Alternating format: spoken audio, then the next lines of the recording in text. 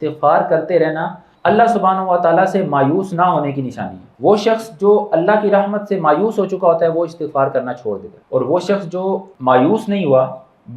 جس کا یہ یقین ہے کہ اللہ سبحانہ و تعالیٰ کی رحمت میرے گناہوں سے زیادہ وسیع ہے، جس کو یہ یقین ہے کہ میرا گناہ کتنا ہی بڑا کیوں نہ ہو وہ اللہ کی رحمت سے بڑا نہیں ہو سکتا، تو اللہ سبحانہ و تعالیٰ کی رحمت سے نا امید نہ ہونا، اس بات کی دلیل یہ ہے کہ انسان استغفار کر رہا ہے۔ اور اگر اس نے استغفار کرنا چھوڑ دیا یا اس عمل سے دور ہے تو یہ سمجھے کہ جلد یا بدیر وہ اللہ سبحانہ و تعالیٰ کی رحمت سے نا امید ہو جائے گا۔ اس لیے اپنی زندگی میں ہمیں استغفار کو